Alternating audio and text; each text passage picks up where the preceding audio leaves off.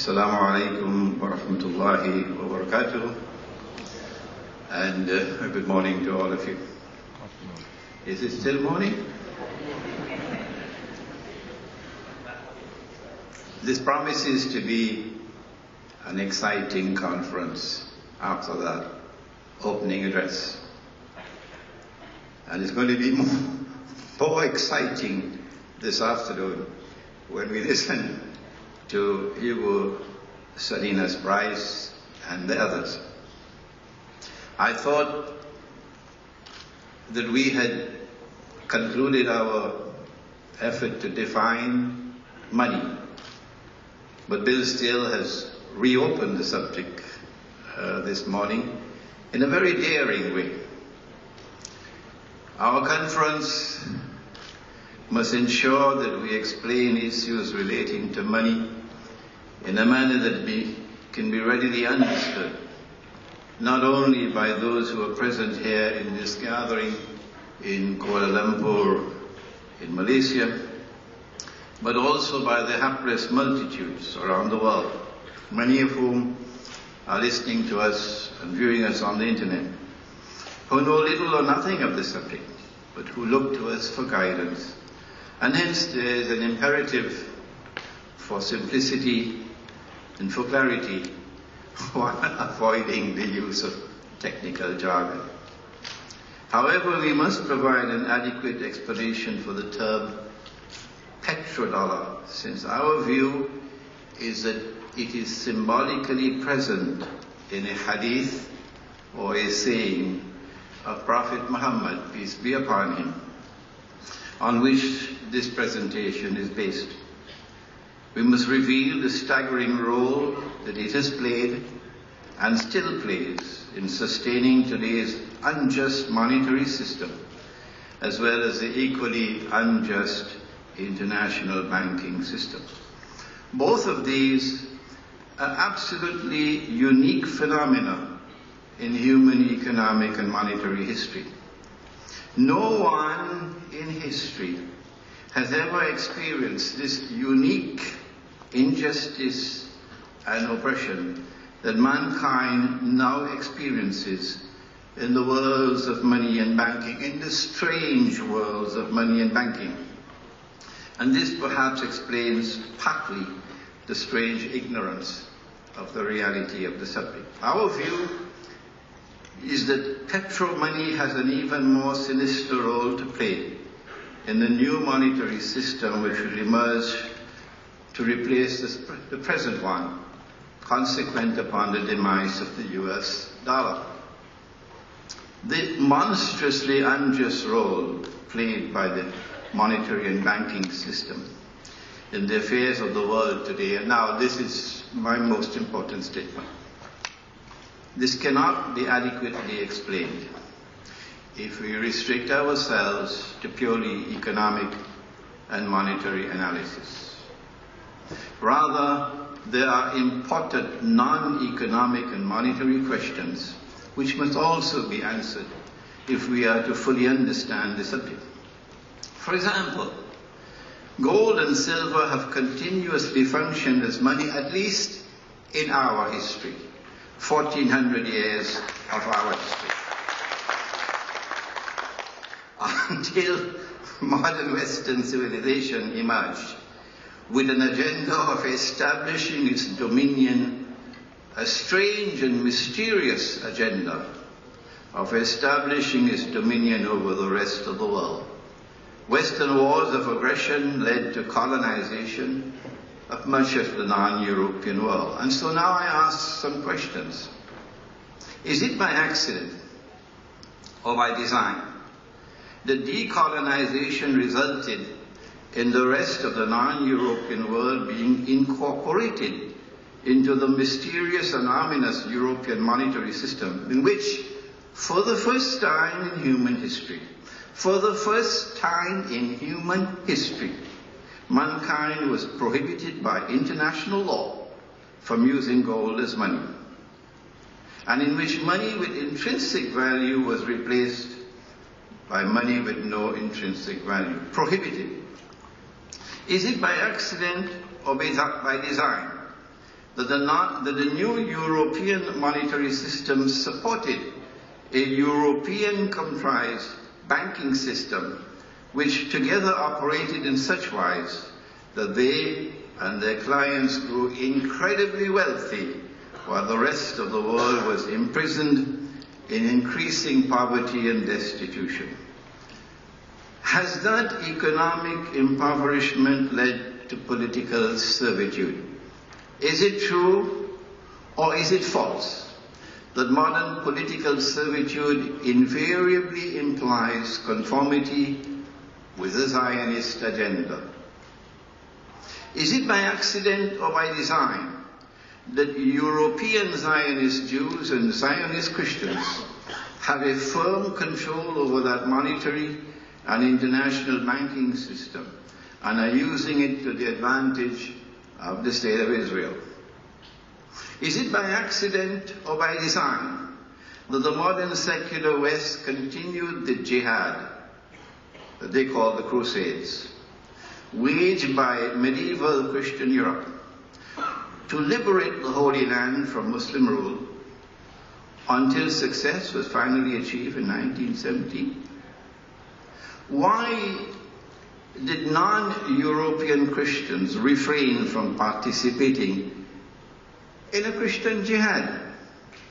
Why did Western European Christians fight their Eastern Christian brothers in faith while making their way in a Christian jihad to the Holy Land? And finally, is it by accident or by design that the West then presided over the birth of a State of Israel in the Holy Land, some 2,000 years after Holy Israel had been destroyed by divine decree? And the Jews were then brought back, sometime by hook and sometime by crook, to reclaim the Holy Land as their own some 2,000 years after they were expelled from it by divine decree. Did all of the above take place by accident? Or was it part of a grand design that would eventually make it possible for Israel to rule the world? Why would Israel want to rule the world? The Quran has declared that it has come to explain all things.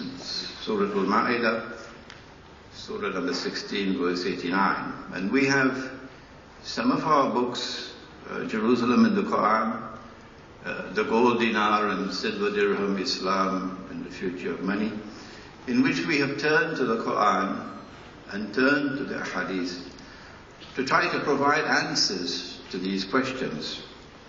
And what these answers indicate is that there is an eschatological dimension to the subject of contemporary world affairs, which is absolutely indispensable for proper understanding of the subjects of money and of banking.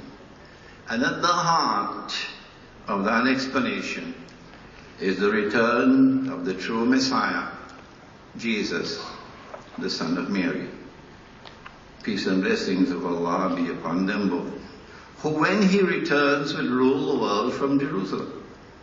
And at the heart of that explanation is the advent of a false Messiah who will attempt, prior to the return of the true Messiah, to impersonate the true Messiah. If he is to successfully impersonate him, he would have to do the following. Number one, liberate the Holy Land for the Jews. He's already done that. Number two, bring the Jews back to the Holy Land to reclaim it as their own. He's already done that.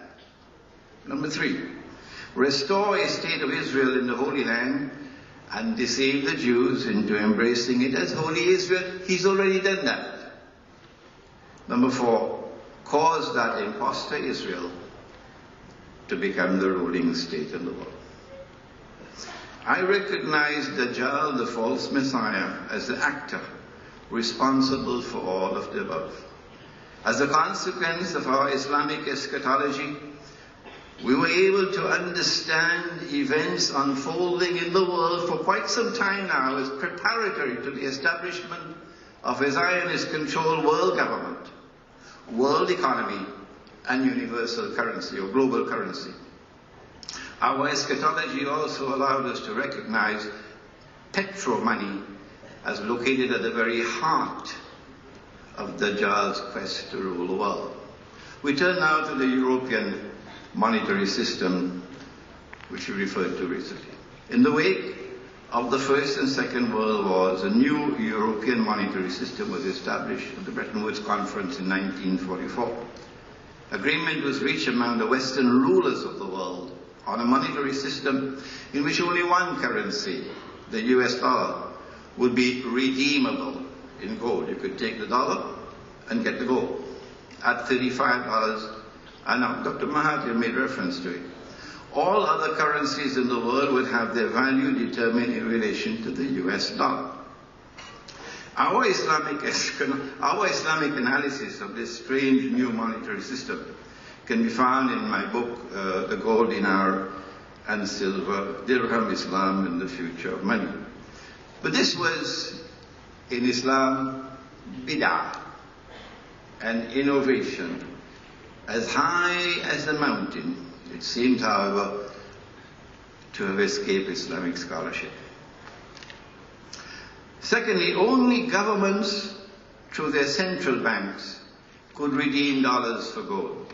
Ordinary people could not do that. An institution known as the International Monetary Fund would be established, and each member state would be required to deposit 25% of your gold reserves with the IMF. These provisions were in reality quite flimsy, and they gave the false impression that the new monetary system was somehow anchored in gold. In fact, the gold that was deposited with the IMF functioned merely as a means through which state could seek loans on interest from the IMF. But more importantly, to the extent that the member state faithfully complied with the requirement of depositing that gold, the IMF would know the extent of gold reserves of each country in the world. This was further assured through the requirement that member states must report to the fund all sales and purchases of gold. What was not disclosed was that the US dollar would remain redeemable in gold only for as long as it was convenient for the US government to honor that obligation. What was not disclosed was that the US dollar would remain redeemable in gold only for as long as it was convenient for the US government to honor that obligation. Just as ominous was the other possibility that the US government could renege on its legal obligation to redeem dollars for gold, it could also refuse to repatriate the 25% of gold that it had stored. Let us pause for a moment to remind those who are unaware that the US government has already abandoned its legal obligation to redeem dollars for gold, and now refuses to even audit the gold belonging to the rest of the world that is stored in the United States of America. Strangely and mysteriously, the use of gold as money was prohibited in the Articles of Agreement of the IMF. Nowhere was an explanation offered for this strange prohibition, and conveniently so. No one asked for an explanation, not even the scholars of Islam. What are the likely reasons why the Articles of Agreement of the IMF prohibited the use of gold as money? I'm venturing to offer an answer. Number one, to prevent the possibility that gold used as money could challenge and could cause a collapse of the bogus paper money monetary system. Number two, to ensure that gold belonging to the rest of the world but stored in the United States would remain undisturbed in US territory until the time arrives when the monetary system of paper money collapses. The world then returns to gold as money, as it's coming. At that time, the legal prohibition for the use of gold as money would be removed. And the gold stored with the Zionist owned and controlled Federal Reserve Bank in New York would then be secretly and illegally transferred to Israel. That transfer, in fact, may already have taken place. And so the Israel rule over the world of money would remain unchallenged and unchallengeable. The gold stored in the United States will remain largely undisturbed, since there have been no reason for a member state to seek repatriation of its gold. What would you do with the gold? You can't use it as money. And number three, once the member states of the IMF had deposited 25% of their gold reserves with the IMF, and member states had begun to take IMF loans that were secured by that gold, it would then be possible to encourage them to store more and more of their gold reserves with the IMF. And if they held on to their gold, they could not use them in any way. And so the provision of the Articles of Agreement prohibiting the use of gold as money opened the way for the United States to eventually be entrusted with the storage of most of the gold reserves in the world. Excuse me.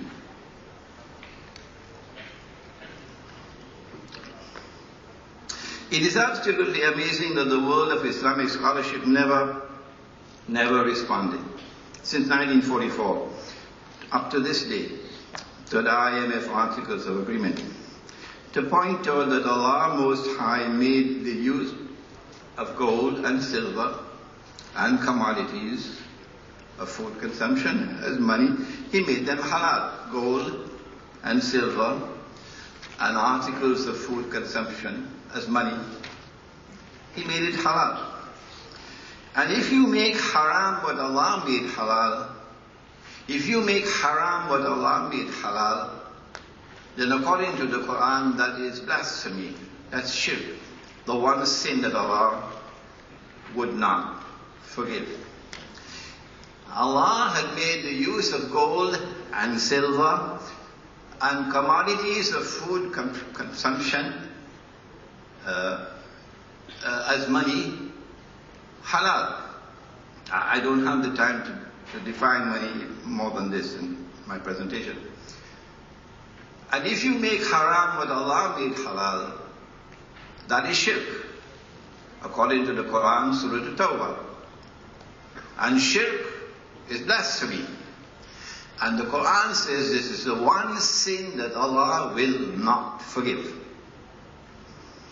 If we then use that money, which is substituted, what Allah had made halal, they made haram, and what they have substituted for the gold, or for the real money, we then use it, we also now join in the shirk.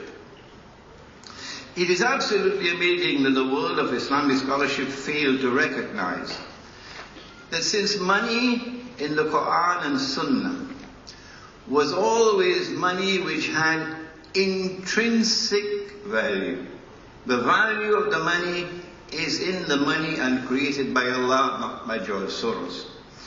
If Allah had given us money which is always money with intrinsic value, then it was an abandonment of the Quran and of the Sunnah to turn and accept money with no intrinsic value. The paper money was bogus. It was fraudulent. It was haram. But kindly allow me to also say, Islamic banking doesn't appear to have understood that as yet. In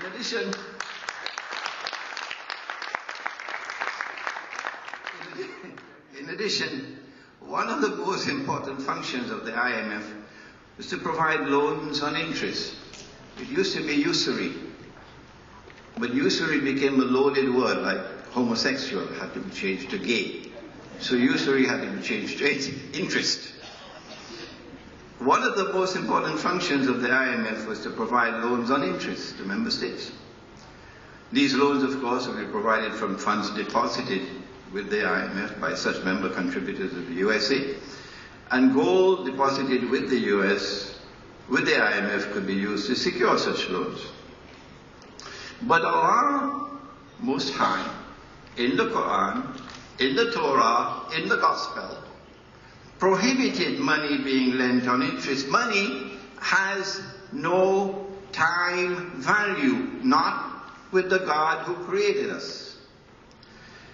He had prohibited money being lent on interest.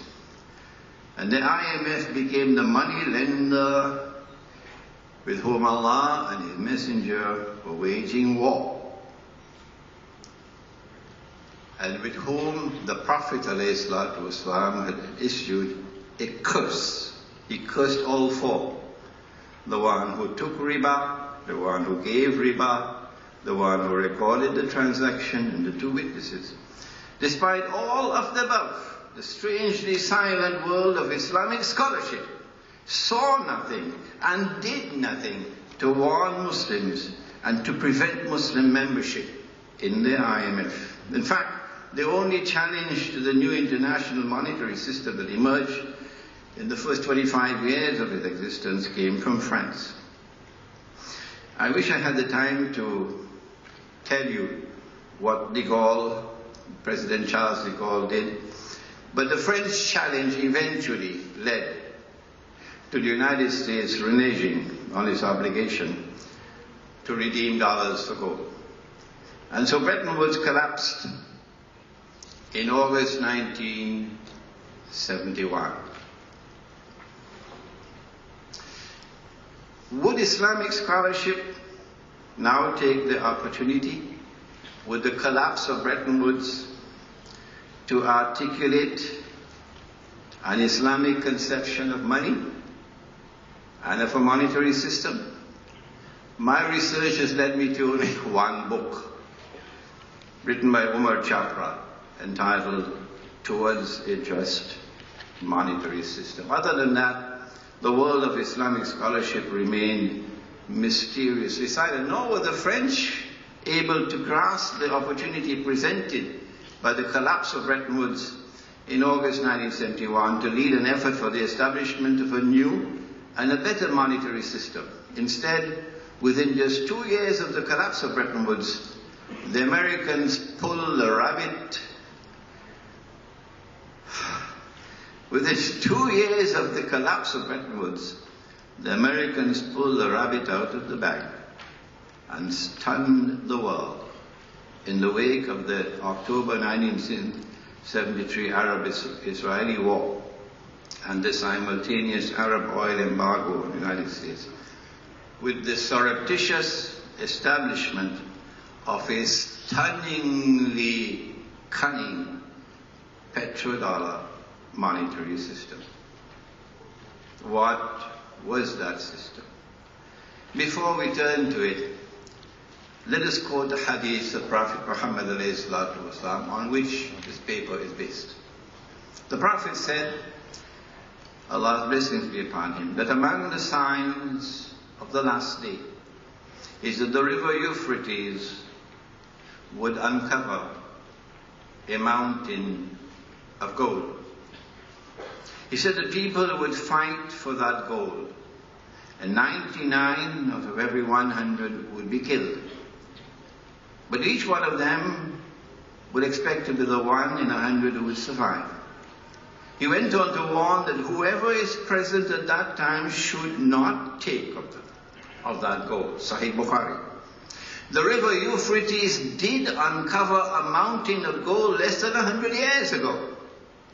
It was black gold, namely oil. And there have been constant wars, one after the other since that time, for control over that black gold. We'll explain in a moment how the petrodollar came into being when an ocean of oil commenced functioning as a mountain of gold in a new petrodollar monetary system. However, the world still has to experience such wars over which 99 out of every 100 would be killed, meaning wars with such weapons of mass destruction, which would cause such colossal deaths. It is unclear whether those wars over the mountain of gold would culminate in the Malhama, or the Great War prophesied by the Prophet. Such a great war would substantially reduce the human population in the world, and then tiny Israel would have far less difficulty in ruling the world. Our view is that we were prohibited from taking any of that mountain of gold because that monetary system in which oil will now be used as gold would function as an instrument for the enslavement of mankind. To the extent that we used it, we would eventually be enslaved. And now the road to the petrodollar. There's evidence which strongly suggests that the Arab-Israeli War of 1973 was stage-managed. It led to the Arab-Israeli War and the oil boycott of the United States. It led to the spectacular rise in the price of oil from $3 a barrel to $12 a barrel, 400% rise in the price of oil. The spectacular rise in the price of oil not only benefited the American and British-owned oil companies, but also, more importantly, the largely Arab oil-producing countries. The windfall in Arab oil revenues created an opportunity that was cleverly exploited by the United States to seek to replace a monetary system based on gold, or superficially based in gold, as Bretton Woods, with a new one based on oil. In other words, the Americans wanted oil to function as gold in a new petro-monetary system. Henry Kissinger, the American Secretary of State, successfully negotiated with Saudi Arabia's King Faisal an agreement requiring oil to be sold for only US dollars. Saudi Arabia then persuaded the other Arabs to join, and that's the birth of the petrodollar. Excuse me.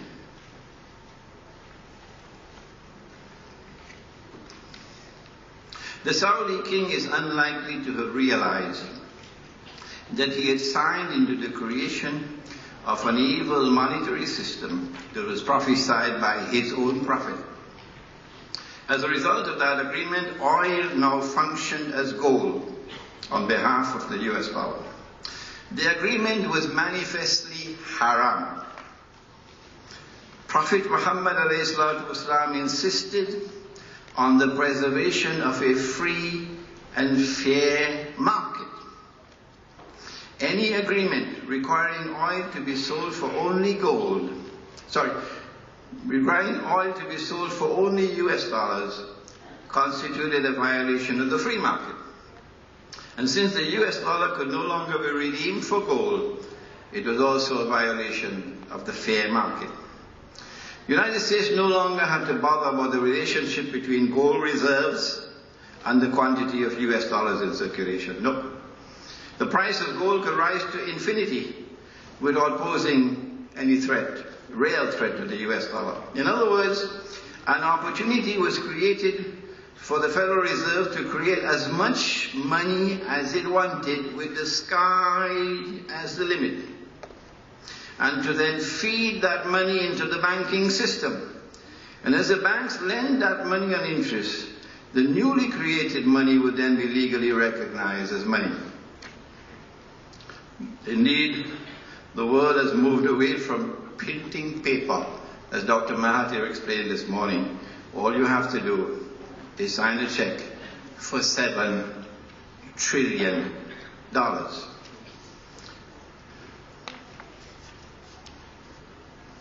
Kissinger also got agreement that windfall profits that would now come to the Arab oil producing states from the ever rising price of oil consequent upon the ever falling value of the dollar would be invested in Western banks in what common people recognize as fixed deposits. They would invest in their petrodollars in US Treasury bonds, for example.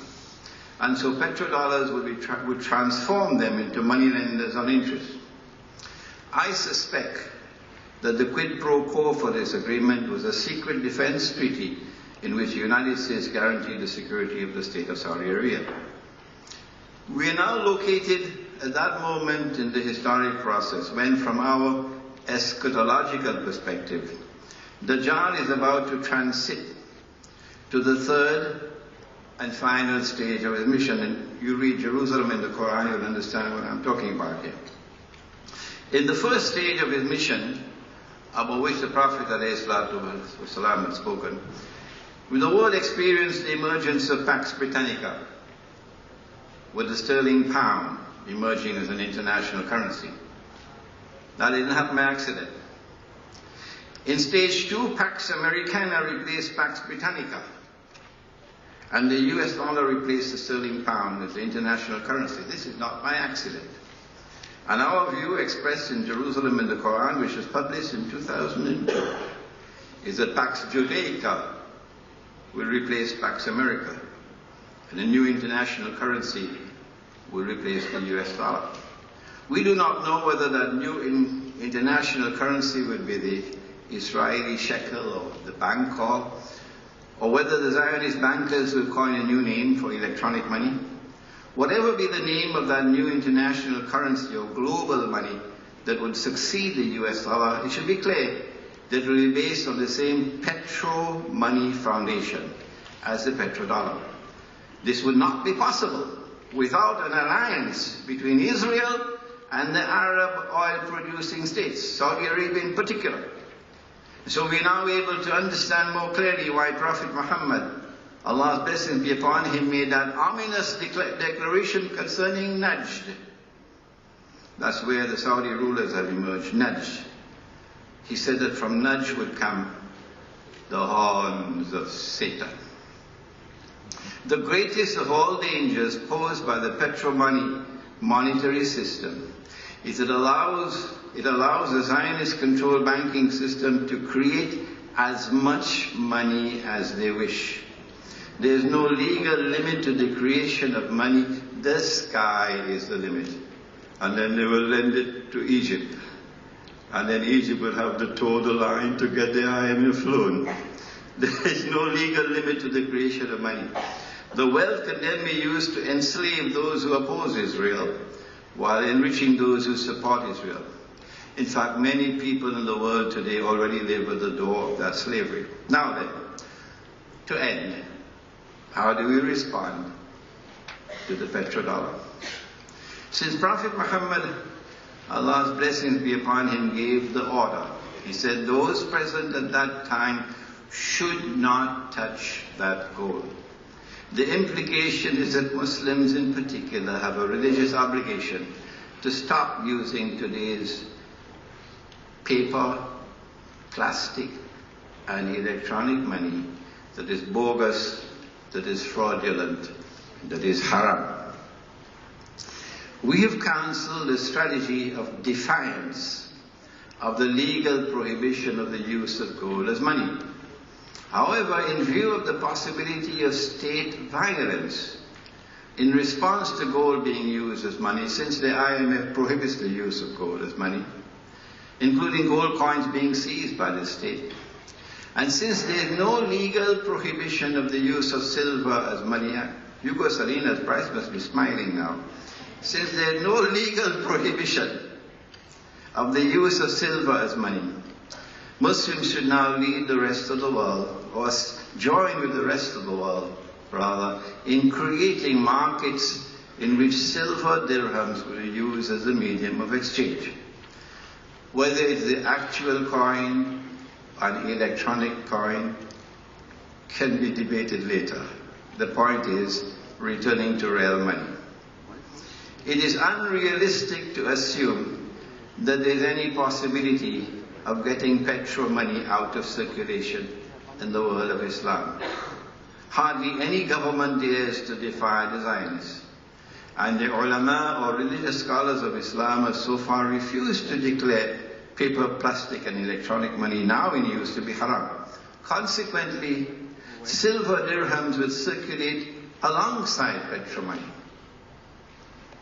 What problems are we likely to encounter when silver coins circulate alongside petrol money? I hope this conference will take up the problem. How should they be resolved? I hope this conference will take up that problem.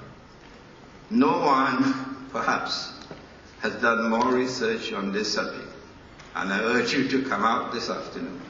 No one, perhaps, has done more research on this subject than our next speaker, Hugo Salinas Price of Mexico. Thank you.